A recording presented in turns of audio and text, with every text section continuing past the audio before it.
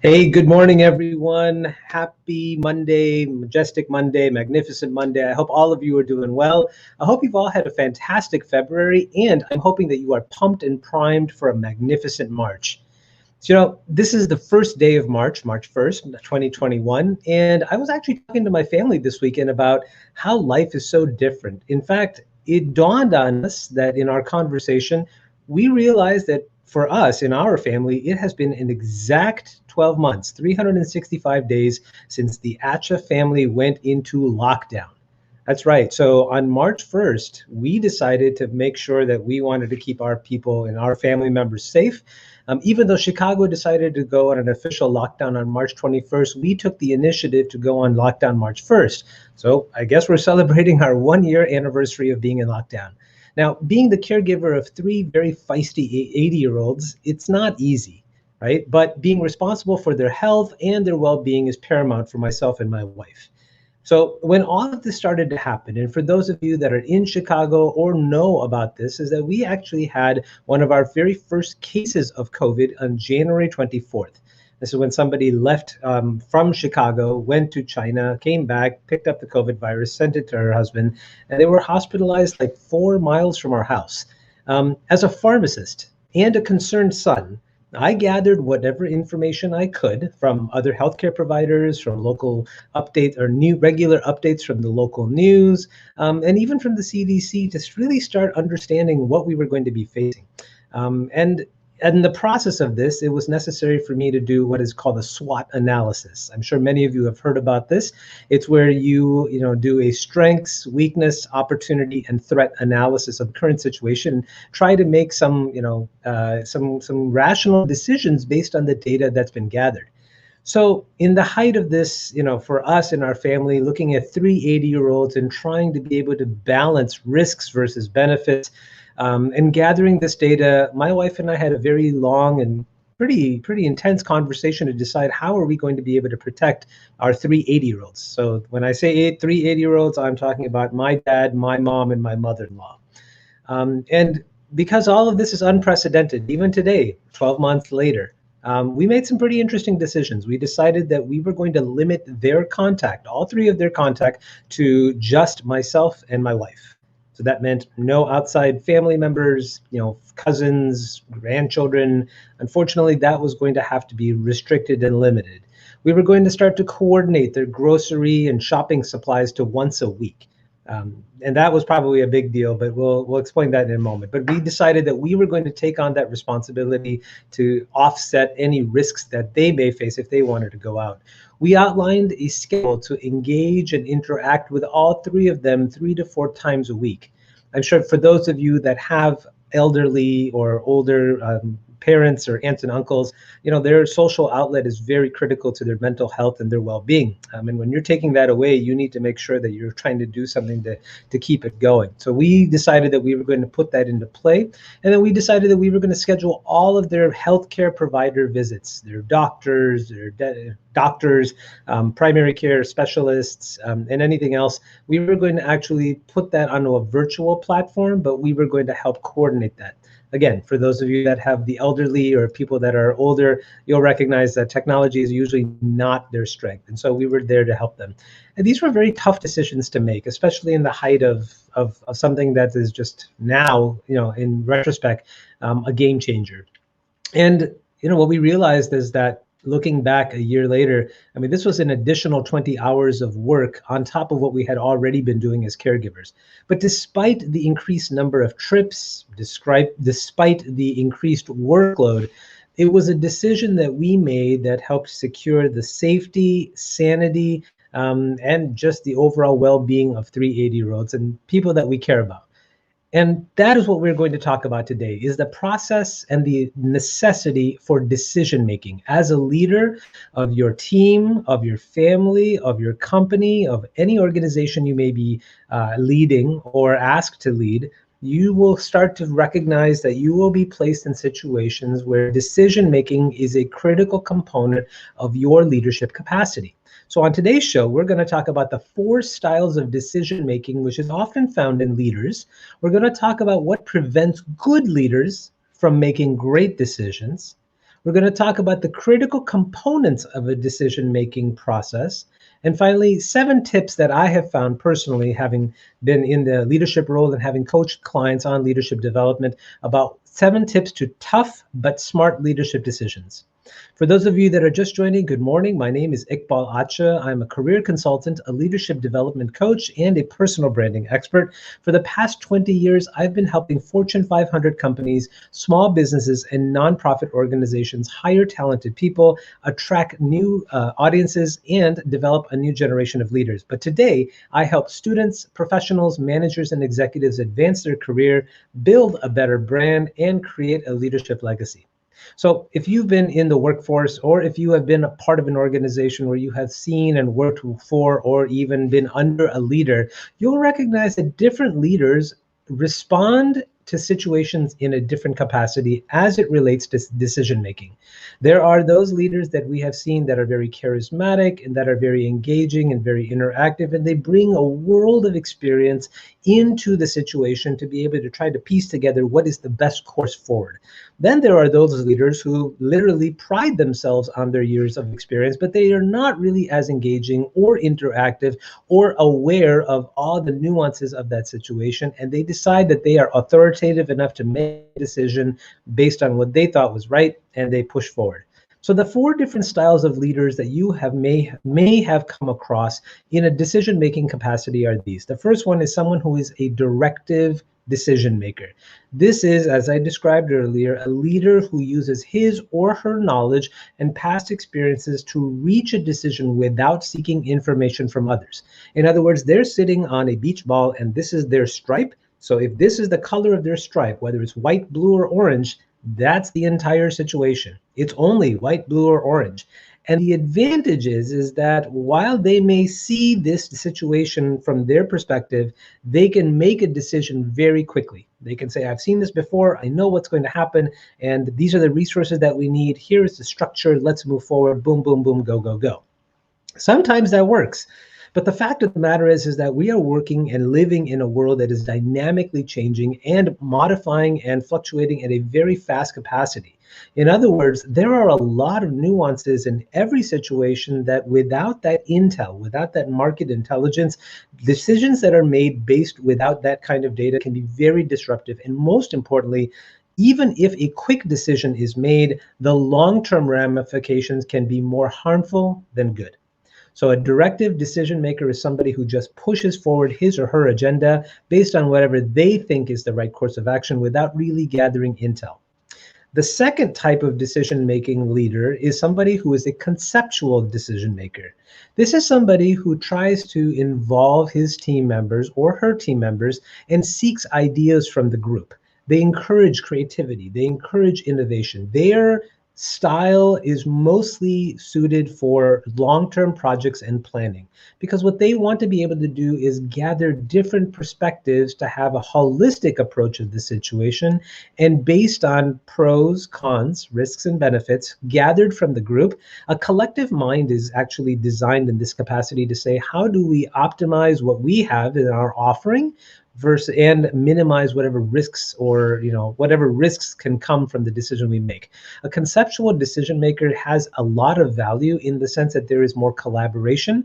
There's an opportunity for more people to feel as if they belong and they are part of a team. So they're more committed to the goal of actually creating and pushing forward and sticking to the decision that's been made.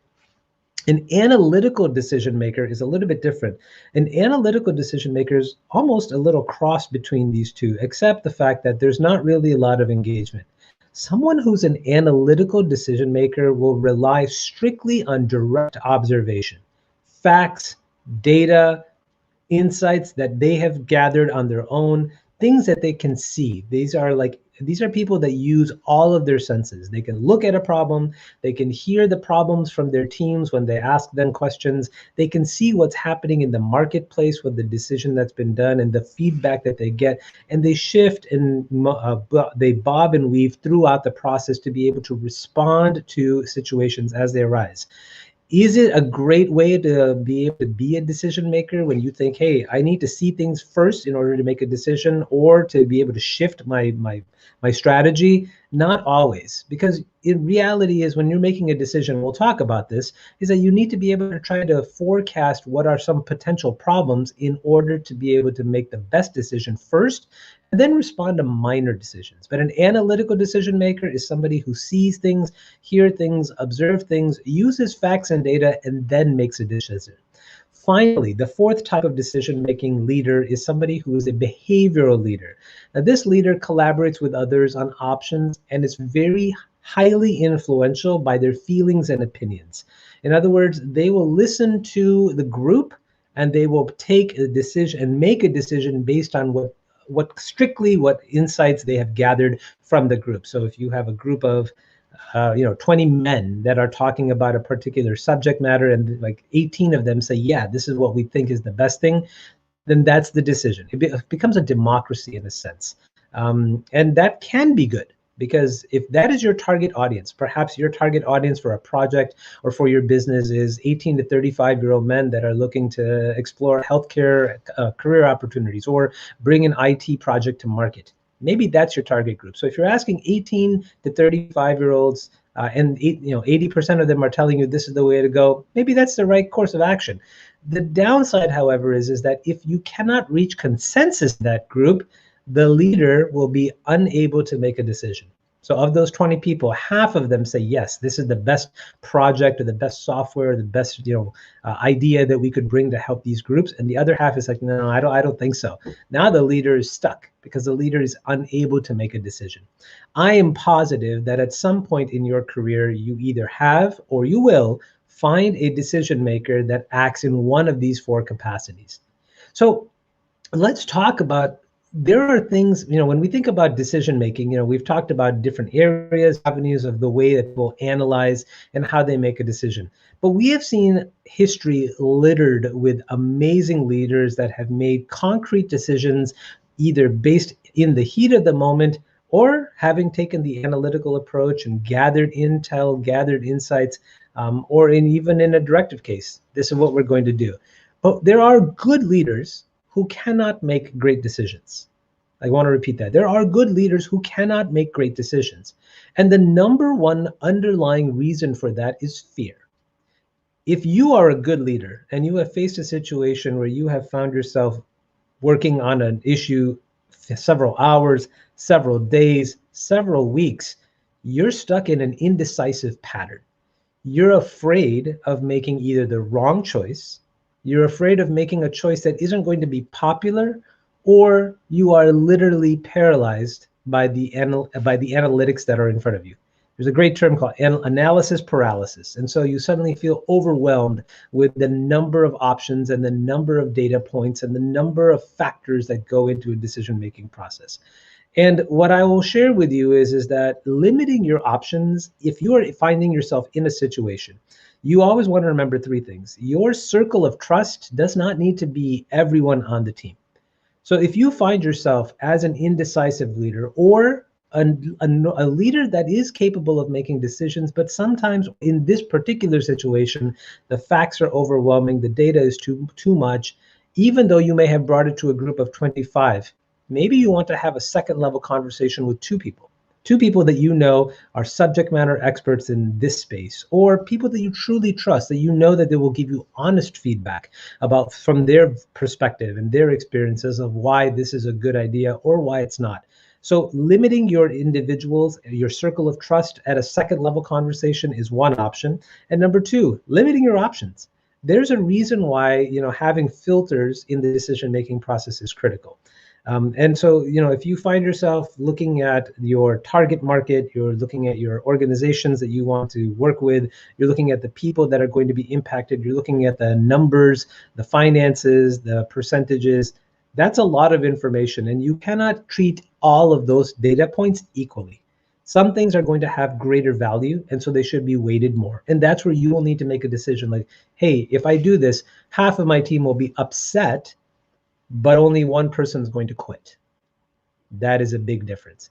Let's talk about some examples in history, right? I said, history is littered with leaders who took on situations and they made bold, brash, and decisive decisions that impacted their team, but also brought them success and victory. I'm sure many of you are familiar with the historic leader Alexander the Great, right? Alexander was a Roman emperor, and he built an empire that at its height stretched from ancient Greece all the way to India. And one of his strongest, most formidable opponents or enemies at the time was the kingdom of Persia. This was around 334 BC. And so around that time, Alexander the Great formed a troop. He took his soldiers, mostly Greek and Macedonians, and they sailed across the straits, the Dardanelles Straits, and landed in Persia.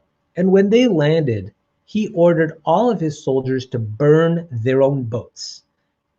I'm going to say that again. As soon as they landed, they got off the ships and they docked and they set up camp. He ordered his soldiers to burn the boats that they just sailed into Persia with. And he told them, he said, we are either going to go back home in Persian ships or we are going to die here.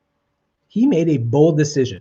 In his mind, he was going to galvanize his troops. He was going to limit their options, and he was going to tell them either we march forward towards success or we die here. And that was one example of how Alexander the Great's empire continued to stretch into and overtake the Persian Empire. Now, that's a really historical perspective, right? Let's think about something a little bit more closer to home. For those of you that live in Chicago and probably around my age, many of you may remember the unfortunate events of the summer of 1982. So in the summer of 1982, there was a huge, huge scare called the Chicago Tylenol murders. If you're familiar with this situation, what ended up happening was 7 people who had ingested extra strength Tylenol capsules died, all in the Chicagoland area. And they died because somebody had come in and had actually injected cyanide into the bottles of extra strength Tylenol on the shelves of different pharmacies. So this was not somebody that bought a Tylenol, took it home, added cyanide, and gave it to his friends. Like, he literally came into the store, opened a bottle, poured cyanide in it, closed the bottle, and put it back on the shelf. And people from Elk Grove Village to Arlington Heights, all the way down into the Chicagoland area, they died. And they never found the person that was guilty of it. But you know who got blamed? Johnson and Johnson, because they are the manufacturers of Tylenol. So here's what I want to share with you as a leader, as a corporate leader, what decisions they made in order to stop not only this situation from getting out of hand, but also to protect their patients and protect their reputation. Number one, they distributed warnings to all of the hospitals and distributors. They said, hey guys, I want you to be aware of this situation that is taking place. We don't know who's doing it. We don't know how many people more will be impacted, but you should know that. So they distributed warnings to hospitals. They halted Tylenol production and advertising. This was their number one drug product. And they said, guys, we cannot take this risk. We are not making any more Tylenol until we can identify and stop what's happening. They issued a nationwide recall of all Tylenol products. I mean, in 1982, that was valued at over $100 million. If you brought that over today, it's $265 million in revenue, or retail value, which is our money. They advertised in national media for individuals not to consume any of its acetaminophen-based products until they could stop or find out what was happening. And they offered to exchange all Tylenol capsules that had already been purchased by the public. That is a very proactive step, right? And this is an organization or a company that did not create the problem, but they recognized that it was important to be able to step in as leaders, make strong decisions to protect their brand, to protect their patients' welfare, and to minimize risks going forward. So between these two examples, if one of them inspires you, I've done my job, right? That's the way I look at this. So let's talk about what are critical components of decision making. And when you're in a situation, we've talked about how are you supposed to be able to decide what is best for you, for your members, for your team, your family. The first and foremost, you need to set a deadline, right? You can look at all the facts, the data, you can talk to people, you can analyze as much as you want. But if you leave it out there for you to be able to say, hey, I'm really not sure yet. And you say, well, let me give you an answer this Friday, because today's Monday, right? A week. And then this Friday comes and goes, and you're like, I didn't really do that. Let me think about it again for another week, and then another week, and another week. You are hurting yourself, you're hurting your team, and you're not solving a problem. So give yourself a deadline and say, no matter what, by the time we get to 24 hours, 72 hours, the end of the week, I'm going to make a decision. Number two, in that time, gather options. Gather as many options as you can. Make a list. For those of you that have a whiteboard, write down all of your ideas. For some of you, like me, I use a journal. I write down everything so that I know what to look at and cross things off. Do that. Ask people that you trust, people that are subject matter experts in their area, and say, if I were to do this, what are the pitfalls? What are the advantages? Tell me what you think I need to know, and write them all down. Number three, determine the worst case scenario, right? As a leader, you need to be able to know exactly what is the worst case scenario and how would you handle it. The example that I gave you of Tylenol is probably something that the makers of Johnson & Johnson never even thought of, right? But if you now knowing that the world is the way it is and that people can damage products and damage brands and hurt other people, that is a process that should be taken into account. So in your project, if you're leading it, what is the worst case scenario that you would have to face and how would you address it? That would be critical. Number four, follow your values.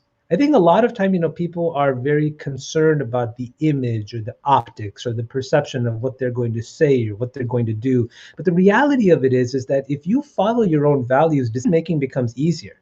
You were hired, or you started your company, or you lead a group of people, and you were put into that position based on the person that you are and the ideals you agree to and the ideals that you espouse. So when you're thinking about your values, right, if you feel that intuition, that gut that kicks in, and you're sort of like, yeah, I mean, we could do this, but man, something just doesn't feel right. It's because it's going contrary to your values. And it's something that's important because ethics today, we've talked about this in one of our previous episodes, when you have a clear sense of ethics, you can make decisions more quickly, more easily, and they're usually right. Number five, understand that inaction is actually an option, right? I want to be clear. Inaction, the choice to not do anything, is a choice. That is very different than analysis paralysis, right? Analysis paralysis, when you are overwhelmed by the numbers, the data, the facts, the possibilities, and the options, and you are telling yourself, I really don't know what is happening here.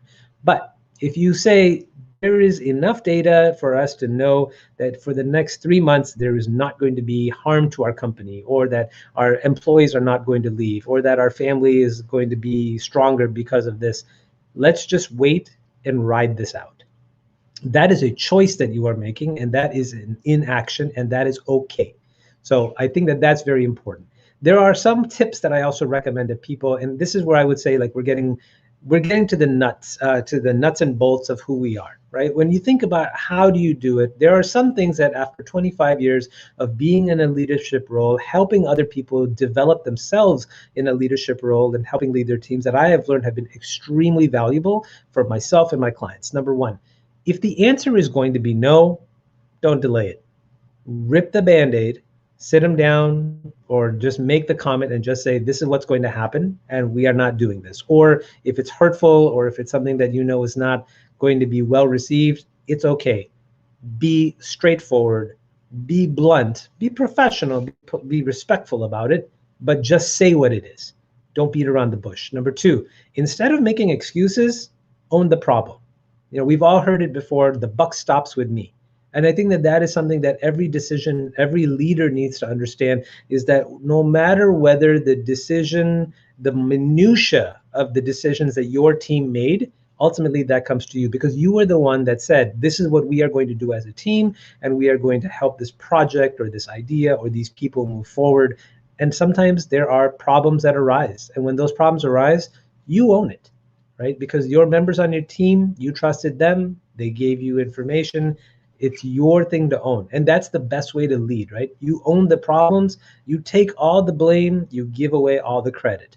Number three, if you're not sure about something, about a decision, admit it. Tell people that you trust, hey, listen, I don't know if this is going to work, but, and you can explain why you're doing it anyway. You can say, I don't know if this is going to work, but with all the things that have happened in the last 12 months, virtual technology is here to stay, and we're no longer going to have in-person offices. Right? We're going to remove 60% of our offsite and everyone will get to work virtually. This may work, this may not. We'll figure things out later. But I'm just telling you right now, that's the decision I've made. That is a respectful way of letting your team know that, hey, you're human too, but you're making a decision based on the data points that you have. Number 4, if you're going under or if you're going to fail and you know it, acknowledge it and ask for help. I think this is where most leaders recognize that as the decision maker, that somehow decision makers and leaders are supposedly seen as infallible. It's not true. Every human being is fallible. We all make mistakes. We all have challenges, and we all have opportunities that we need to address. But as a leader, when you make a decision and you recognize that this was not the right decision or this was not the best decision, it's important to step up and says, this is what I'm facing right now, and I'm looking for guidance. I'm looking for support. Challenge your status quo, right? Even as a decision maker, you need to recognize that you're going to make a decision or decide to move the company, move your group, move your organization forward that may be different than what has happened in the past, right? I'll give you a great example, Coca-Cola, right? Coca-Cola did one thing for many years in the 70s and the 80s. All they did was make Coke, then Diet Coke, and then maybe Sprite. I think that was like about it, right? And now, if you take a look at Coca-Cola, they own a variety of different food and beverage companies and different products, right? They've completely diversified their portfolio because they recognize that the average consumer does not live on carbonated beverages alone. Some people like tea, some people like bottled water, and they recognize that they needed to go into that space in order to stay solvent and also in order to be able to be profitable. So most people would have said, stay in your lane, don't do that. Like, why would you want to tarnish your brand? You're Coke. I mean, everyone knows Coke. The world knows Coke. But nope, they went out there. They challenged the status quo. And because of that decision, Pepsi did the same thing. And a lot of other companies that were in the food and beverage space are now either diversified to that extent. And then finally, what I would say is, as a decision maker, take a risk on an unproven idea or an unproven person. You will find that coming to the point of making decisions can sometimes be rote, right? Like, this is what we do. If this is step A, then step B has to be this. If this is step B, then step C has to be that. Like, it's almost like a program that we follow, right? And that's not a good leader, and it's not decision making. That's literally following a playbook. Like, if you're on a football team, that's fine, because that's the playbook that's been written for you. But as a leader, you're the coach, right? You're the head coach, you're the offense coach or defense coach, and you're creating those plays. So sometimes you have to think outside the box. Sometimes you have to ask people to do things that are very different, and you have to challenge that, and you have to be able to be saying, hey, we've never tried this before. You make this pass, or you make this run. I'm not a sports guy, but I'm using that as an analogy. So hopefully that will give you some insights in terms of what decision-making processes look like. As always, I hope you find these ideas and insights that I'm sharing with you are helping you along your professional and personal journey. If you'd like to learn more, if you have any specific questions, reach out to me. Feel free to connect with me on LinkedIn, or you can visit me and leave a message on my website, which is atchainternational.com. Until then, I'm Iqbal Atcha, your career consultant, leadership coach, and personal branding expert. And as always, I'm asking you and reminding you to always be polite, be professional, and be persistent. Thanks, and have a great day. I'm hanging on your every word, the love inside, I feel it burn. I've never felt this way before. I've had a taste, now I want more. So here we are, just you and me. I'm overwhelmed when you touch me. You talk so sweet, I hear the sound, 'cause when you do, my feet won't touch the ground.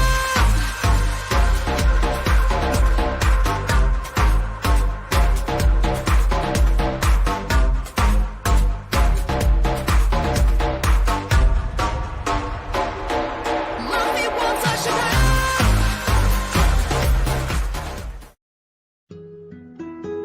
Life is so fragile, and we're constantly reminded just how fragile life can be, especially when we or a loved one is told we have cancer. Cancer survivor myself, I can tell you, we still feel very alone in this journey. There's a study that's been shown that patients who are socially isolated have a worse prognosis, have a worse outcome than patients who are socially interconnected. Buddies for Life is a non-profit cancer support group for those whose life has been impacted by cancer.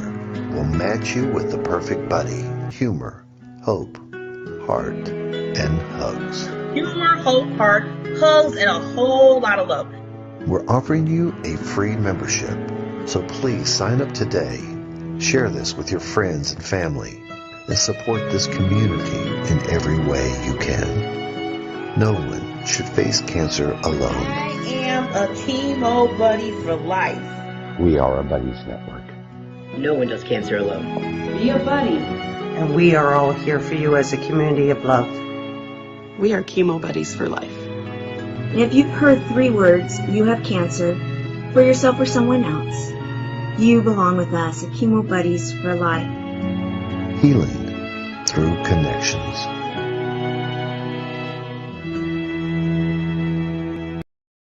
Haiti borders with the Dominican. Her name is Serena Buffalino. They call her Mrs. B, and her class always begins with a pledge. Something local, something global. Haiti. They're words that carry weight here. Helping yourself means helping others, giving back, here and a world away in Haiti. And nobody's helping them, except for people like us. It was through her the class learned of Haiti, of the nearly 1 million orphans, many with no school, no support, no Mrs. B in their lives. They could not wrap their head around that. Mrs. B's students are among Toronto's most at risk. Their challenges vary from emotional and behavioral difficulties to learning disabilities. Their trauma so severe they can't function in a regular school setting, and we aren't allowed to show most of their classmates. For most of the kids, most of society has turned them away. And in this classroom, they're accepted. They're accepted no matter what for who they are. Take Yolanda. She came here last year so burdened and withdrawn, she would often fall silent, sometimes for days on end. It was, she says, Mrs. B's patience, her quiet encouragement, that saved her. She actually saves people's lives from dangers. And perhaps that's why these marginalized kids feel such a kinship with the orphans of Haiti, and why they were moved to act. And so when Yolanda and Jackie and Patrick said, well, Miss B, we need to build them a school. Build a school. No easy task. They started out raising money. They sold samosas, washed cars, screened movies, you name it. And in just a few months, this little class raised $20,000. So much, it's not just a one-room schoolhouse they can build, but a full 3-story school. And so Mrs. B set off on a journey she'd dreamed of, up into the dusty mountains above Port-au-Prince to a town called Canaan. It's home to thousands of earthquake refugees who live with no running water, no electricity, and no school, until now. The first step was a temporary school. It's up and running. 53 students already in uniform. The permanent school for 250 is growing from its foundations. It makes me want to cry because she just makes me feel so awed, and I'm very proud of her. All of this because of a handful of students back in Canada and Mrs. B, the teacher who believed in them.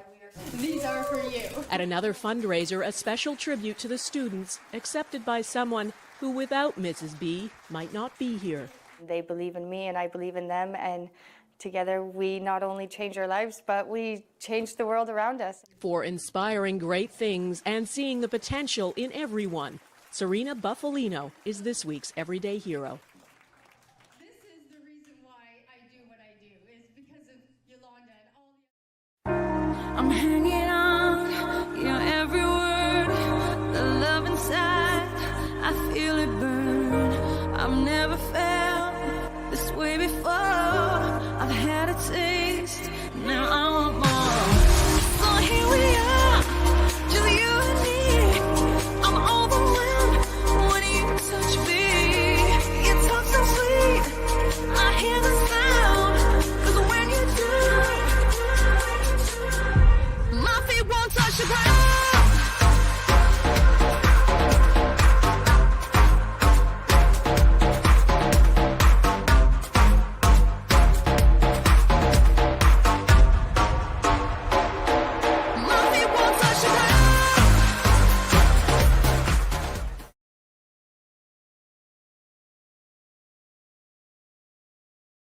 is off. This is what happens. It is the first day of March, and I'm still working on trying to get that little mute button off. That's okay. We all learn. See, this goes right into my little segment of it takes baby steps. Sometimes it takes baby steps. And, things happen. And when things happen, what do? You don't beat yourself up. You don't, get into like, oh my God. You just say, you know what? The mute button didn't go on. I turned it on and now you can hear me. You can hear me. So I want to, first of all, Iqbal, he did a wonderful job talking about decision making. It is so, he picked a good topic today because I think, especially the beginning of the month, it seemed like it all kind of collided with each other. It seemed like he did it on purpose of making decisions because, we're in March. Can you believe it? We are in the third month of the year in 2021. OMG. And I'm sitting there. First, I was like, oh no. I got stuff to do. I got a list of stuff to do. I didn't get this done. And I said, wait a minute, Barbara. Wait. Don't freak out. Do the oosha moment. I was going, oosha. And then that calms you down. And then you feel relaxed. You got to go into that mental. You have to. You got to do that for yourself. And then you say to yourself, you know what? What was supposed to be done at the time it was done in January and February, it was supposed to be done. Now you're in a new month. Plan it out. And then let it and keep rolling, keep propelling, keep moving forward. Because if you get caught up in all that, I didn't get it done. Oh my God, I'm freaking out. Then guess what? You're going to be in that paralyzed stage that I talked about at one of the conferences I was in a few weeks ago, where you let certain things paralyze you, and you don't even realize that it's paralyzing you because you're so busy thinking about what coulda, woulda, shoulda, or you should have done something, and you're not moving to the next level saying, okay, I just need to go. I just got to keep it going. Because but people always tell me, and I've been learning this too, don't look so much of how it's getting done. Just look at going towards the end result of what you're trying to do.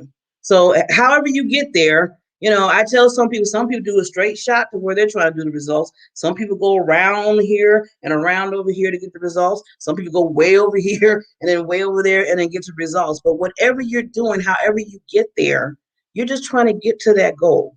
And no one's putting like this, okay, Barbara, since you didn't do it in February, ding on you. Okay, Barbara, since you didn't do it, ding on you. There's no dinging there. The only dinging that's slapping you in the wrist or slapping you in the back is guess who? You. You. So you don't want to self-sabotage yourself. That has been a word that's been popping in my life for the last month. And I know usually when words come to me or when certain concepts come to me more than once or twice or three times, that's when I said, okay, I got to listen because there's something here that's trying to talk to me about something. So please don't beat yourself up on things. Just keep moving. Just keep rolling with it. Just keep propelling. Now, I always have my quotes. I always bring my quotes every day. Oh, and also happy International Women's Month. I know we have the day is March 8th, but the whole month is for the ladies. It's for the ladies. Yes. So let's rock and roll. And I told myself I wanted to do something this month. Is to every day I wanted to kind of look up and really research and really just kind of look at the famous women throughout the century and just get a little bit information. It's good to look at the past and the present and then in the future. So because there's a lot of future women that are going to be rocking it right now, and there's one lady right now that's rocking it, and she's going to come on. This is her, well, not her first time coming on for her expert say. She was before a few months ago, but now she's going to be coming first and third. Miss Brandi, I'm so excited to hear from her because she is a powerhouse queen, a powerhouse queen. I just want to say that you never know when you meet somebody in life. Always make sure when you meet somebody and you two resonate real quickly and you kind of like to have the same goals and the same, things that you're thinking about doing in life.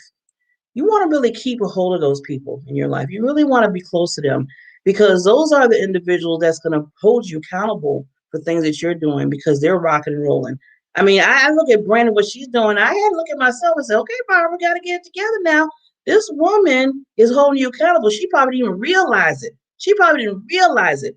But she has been a force in my life. And I just want to tell her that before she comes on, that I truly appreciate her through all the things that, of life. You always find those individuals in life that's going to propel you. Keep those individuals in your life, because that's going to help you get to your end result.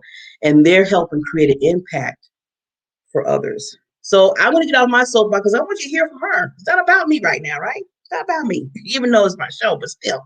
Experts makes the show. The guest speakers makes the show. So everybody makes the show, and I thank you for all your support. So with that, we are going to get right into Miss Brandi. Soon as I got to cue her up first before she comes on. So let's do this.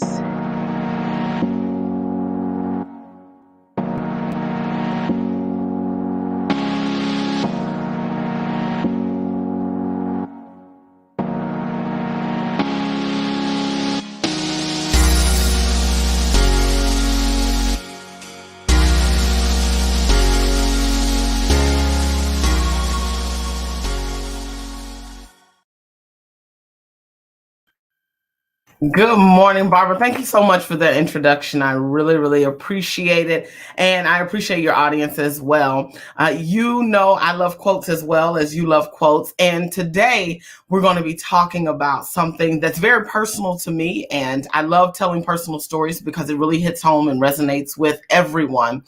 And I want to really focus on something that we as people, humans, women, as we're celebrating Women's Month, we don't ever really want to focus on. We don't want to ever talk about being comfortable with the uncomfortable. I think it's fitting that in the midst of our economic climate, in the midst of our political climate, in the midst of everything that's happened over the last year, to talk about being comfortable with the uncomfortable.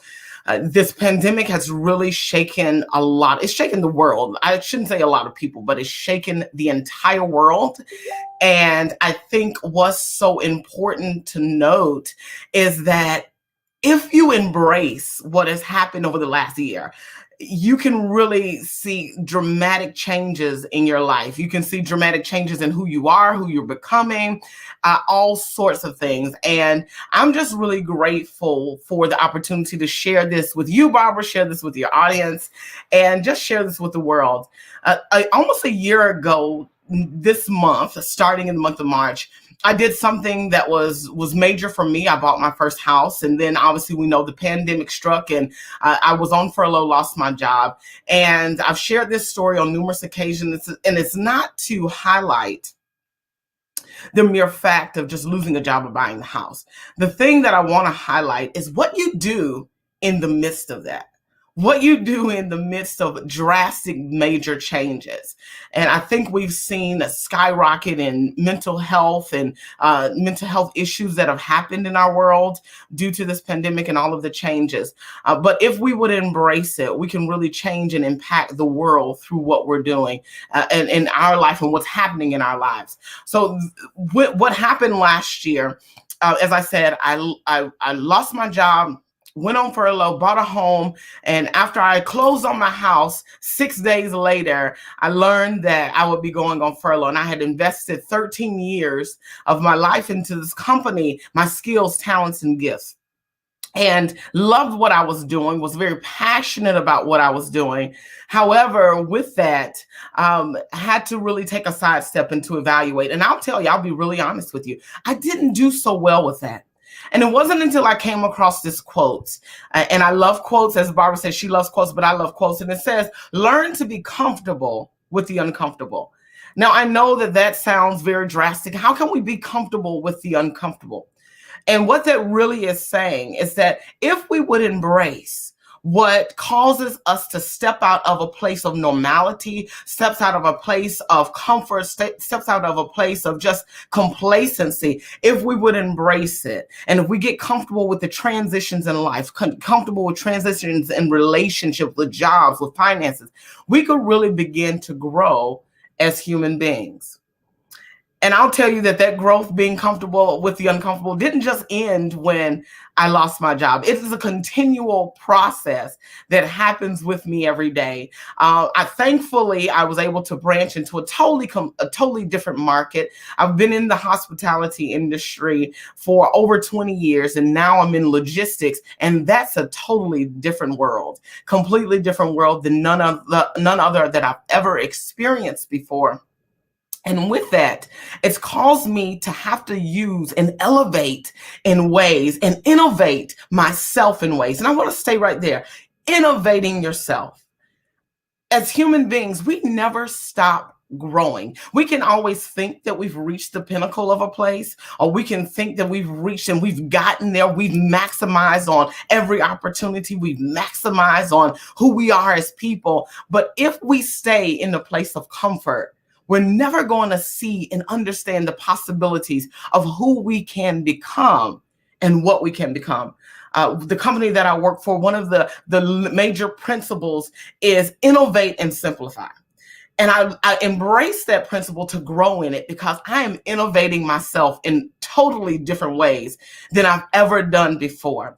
And I think that's what becoming comfortable with the uncomfortable does. It causes us to innovate the way we think. It causes us to innovate what we believe, innovate in how we relate to people, relate to things, relate to situations. We have to be creative to recreate ourselves in uncomfortable situations. I know Iqbal talked about today decision making, and as we're innovating and as we're being comfortable with the uncomfortable, we have great big decisions to make. We can either make the decision to stay the same, to wallow in pity, or we can make the decision to really do something with what we have. I know many of us are familiar with let's make lemonade, lemons. When life gives you lemons, make lemonade, or don't cry over spilled milk. But that adage is still true, that we can do something with what we have.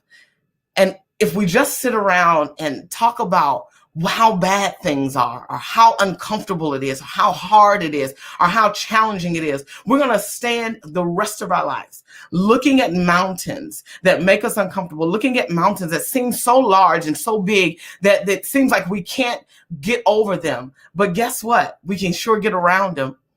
And no one's ever, I remember when I went to South Africa for the very first time. I went with one of my girlfriends, and I let her handle the itinerary.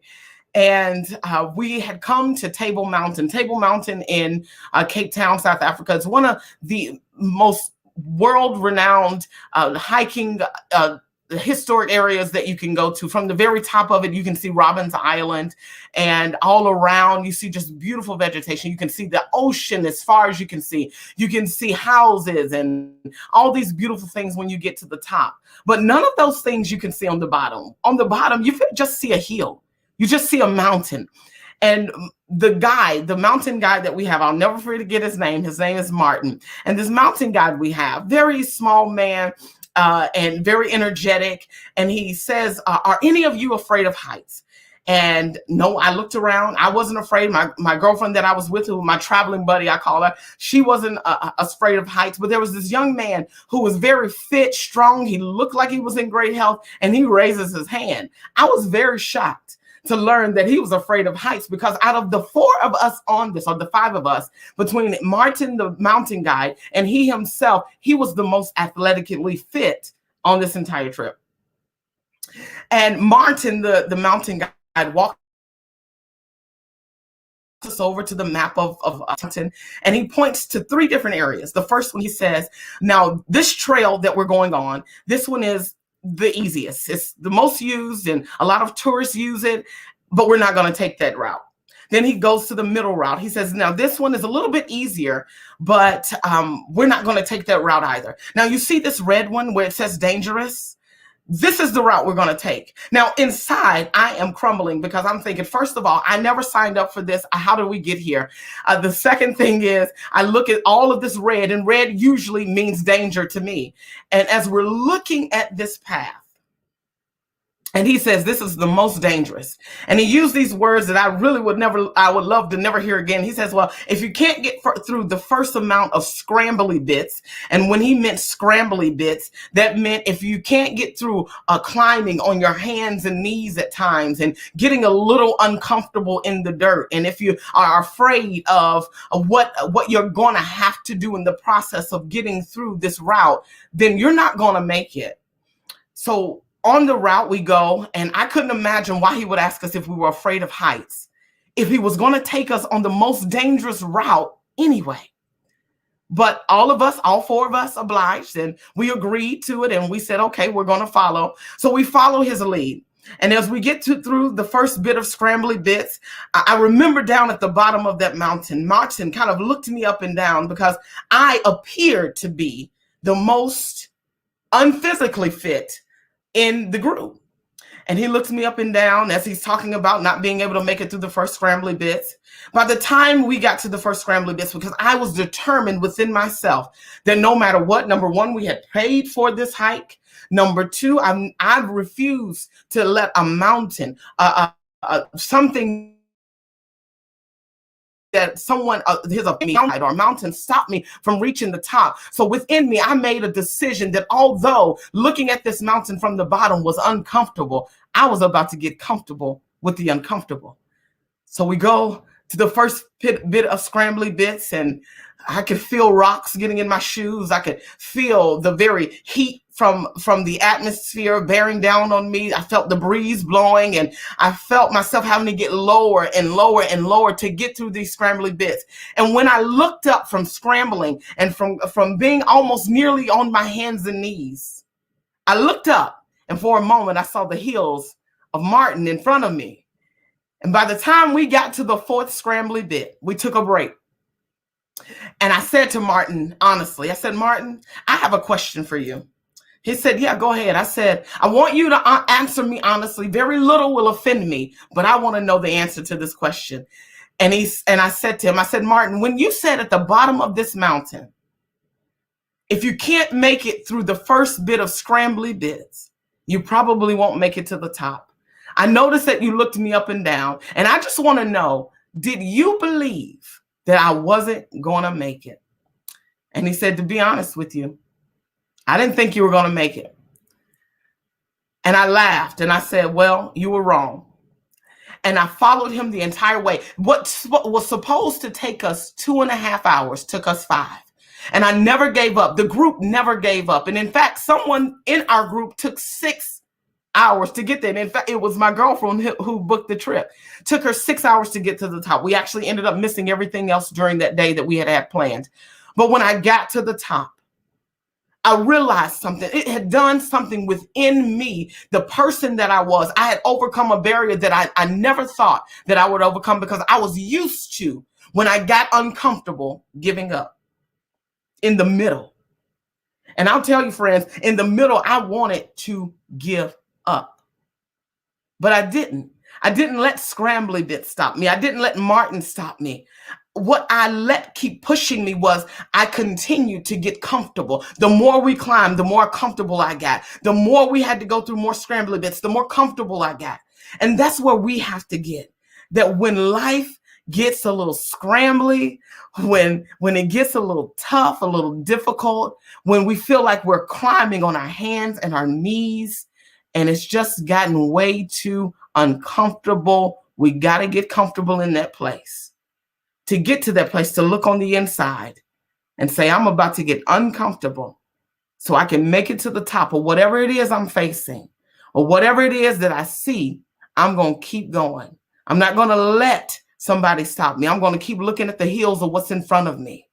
And there's if I can share this, there's a scripture that I love that says to press toward the mark of the higher calling. There's something in front of you. There's something in you that you've got to press toward. And I pressed toward the top of that mountain. Now, I'm going to tell you, I didn't come down the same way I went up, because coming down was way more easier than going up. And that's what it feels like sometimes. Sometimes when you're working your way up, it feels so challenging.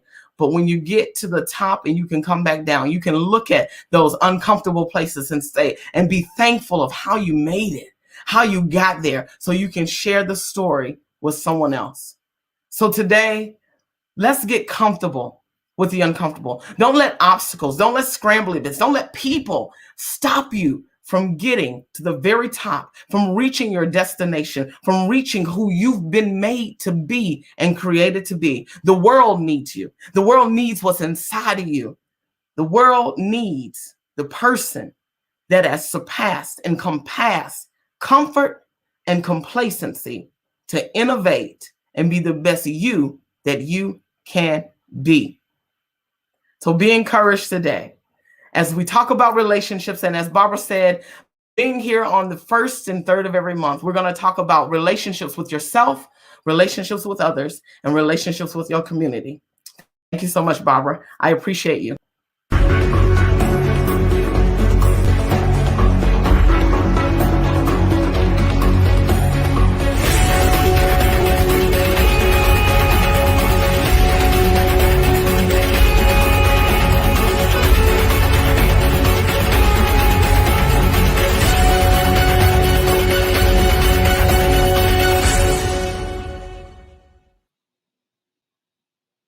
Ooh-wee. I was sitting up in the green room, well, the virtual green room as we call it, and I'm like, woo, yeah, yeah, yeah, yeah. Brandi, oh my God, yes, 1st and 3rd, you need to be here. Set your calendar on your phone, whatever you got to do. This lady is power packed. She got me it's come on now. What day is it? It's Monday. Yes, yes, yes, yes. If this didn't wake, okay, it's gonna be blunt. This didn't wake you up for the week. I don't know what I don't know what else you can do right now. I just don't know. I don't know. Your head's in the sand somewhere down the line. Thank you, Queen. OMG. I'm telling you. And she, she I love her stories when she really, puts it out there. See, that's why I say stories. And now I'm going into the berry thing for Wednesday, but stories are so valuable. People just don't understand. Your stories are golden, good, bad, or ugly, because either way, it propels you to move forward in life. Period. So that's why I take a hold of my stories. All the stuff that I went through, all the stuff that you went through. Don't take it and say, oh my God, the victim thing, because you're not. You're so much of a conqueror. You just don't understand. I sometimes want to just say, don't you understand that your stories are golden? Because it just that propels you, okay? Not just you, but it pushes others to give them hope, to give them then that light in the midst of the darkness times of their life. So thank you, Brandi, for sharing your story. Thank you for coming on. And I appreciate you being one of the new experts that's coming on the Diamond Factor Experience Show with me. And I always say, it's just not me, but the experts, as I say, the people that come on that I interview, panel discussions that we have. And this all makes this show. I know I produce, I put it here, I run it, but the show wouldn't be the show without everybody being involved. So I just thank you. And then the supporters out there, people on Facebook, Roku, E360 TV. We are getting so many viewers now. The last few weeks, I know I said because I get reports monthly, we had over 30,000 viewers through E360 TV. And I'm just fathom. I just think, and I want to say it because I believe in God, I just thank God that He is really progressing this show. And if you want to be, I just want to remind everybody, if you want to be a sponsor, if you want to put a commercial on this show to show your product or services, contact me. Let's have a talk. Exposure is the key. Exposure is the key if you want people to know who you are, what you do, and what you bring to the table and what you bring to the world. So with that, it's funny because I was talking about I like quotes, and then I was so engulfed into talking about the Queen coming on, I forgot to give you the quote. So here's my quote for the day, and then we're going to end it there, and then we'll see you on Wednesday. Leaders become great not because of their power, okay? Not because of their power, but because of their ability to empower others. So if you're, everybody in life to me is a leader in some way. Don't abuse that leadership that you have. Make sure that you are helping to empower others to move them forward. In fact, leaders should be looking at the people that they're leading to go ahead of them more so than the leader going ahead of them. So every time, if I'm mentoring somebody, if I'm talking to somebody, I always tell them, I want you to succeed much more than I want to succeed, because that shows me that hopefully that I'm helping you get to where you want to go. And then we're building that, that life moving forward. So people can continue to see that light, continue to see the hope, continue to know that they can go for their results in their lives. So remember, when you are leading, it's not all about you and this, oh, I'm a leader, I got power. That's the title. No, a real true leader, a true leader helps empower each and every person to move them forward in their life so they can reach their goals. And that is your job as a leader. So I will see you on Wednesday. We have Mr. Barry Mixon coming on. And then after that, we have Ms. Laura Armstrong. So we got 2 more Power Pack people. Barry's going to be talking about, he's going through his gems each week, explaining their stories. And then Ms. Laura, she's going to be talking about understanding people's personality. Are you an action person, or are you more of a nurturing person?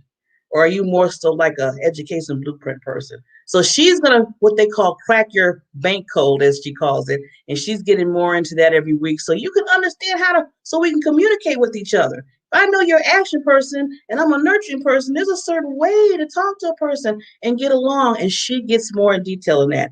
So don't miss it.